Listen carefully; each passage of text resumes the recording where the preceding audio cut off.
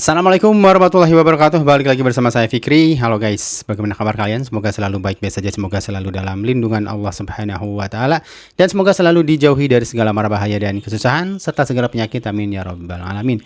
Dan jangan lupa guys untuk selalu bersyukur atas apa yang telah Allah berikan pada kita selama ini. Oke guys, kali ini saya akan mereaksi satu video dari Malaysia GZ.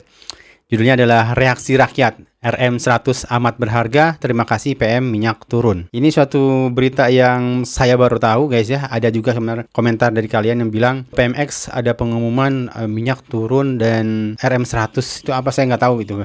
Jadi untuk mengetahuinya kita akan lihat video dari Malaysia Gadget ini guys. Malaysia Gadget. Ini salah satu rujukan saya sih guys kalau lihat video-video tentang Malaysia ini. Channel ini yang saya selalu percayai lah gitu. Untuk pendapat saya lah kan, ada setengah yang bagi tahu tu kan, ada setengahnya ada kebaikannya lah, macam contoh tol, minyak, yang cuti tu memang rakyat Malaysia suka-suka lah kan.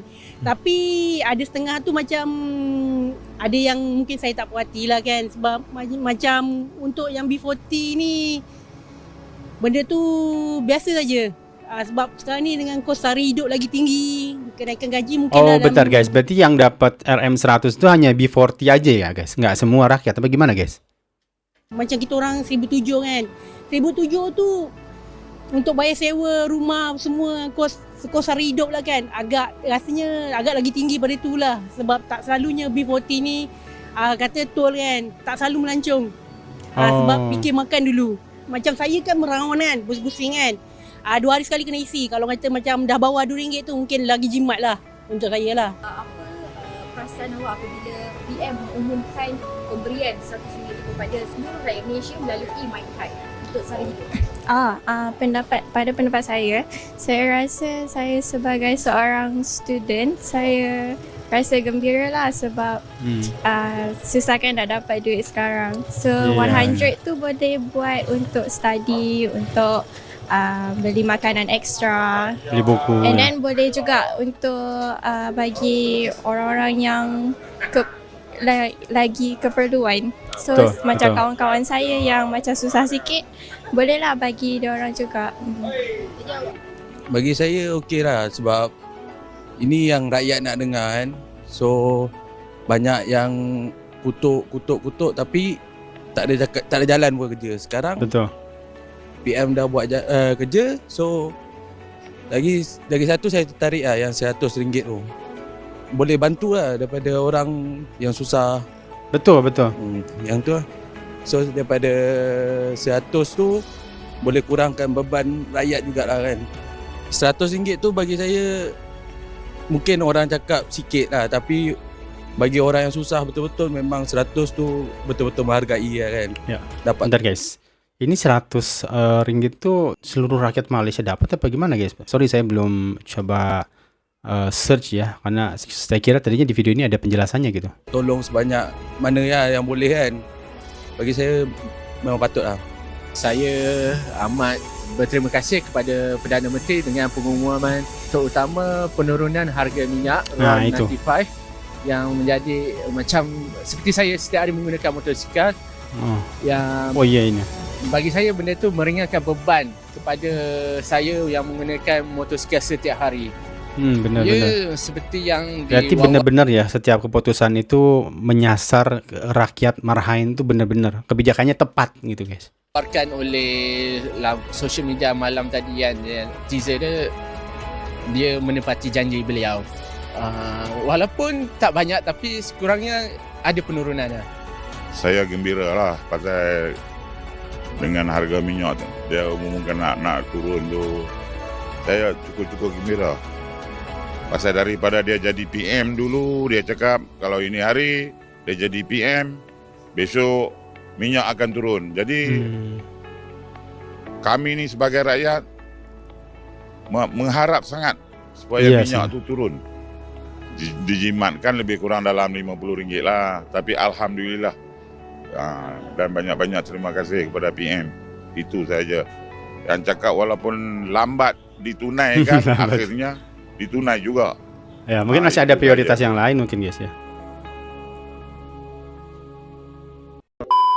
Oke guys, saya sudah dapatkan informasinya. Ternyata harga tadinya tuh RON yang 95 ya, harga yang tadinya 2,05 per liter, sekarang harga barunya menjadi 1,99 liter guys. Efektifnya nanti sih sebelum akhir 2025 ya. Lalu ada skema subsidi bertarget, warga Malaysia akan menikmati subsidi sementara warga asing membayar harga pasar penuh. Ini akan mempengaruhi sekitar 18 juta pengguna kendaraan ya. Manfaatnya akan sangat besar dirasakan. Tapi menariknya ada permohonan maaf juga dari PMX ya. Beliau menyampaikan permohonan maaf karena keterlambatan dalam memenuhi janji ini disebabkan oleh utang nasional yang tinggi dan kondisi ekonomi yang menuntut prioritas investasi lebih dahulu guys. Lalu ada bantuan tunai RM100 sumbangan asas rahmah atau SARA. Sasaran penerima di sini semua warga Malaysia berusia 18 tahun ke atas. Wow.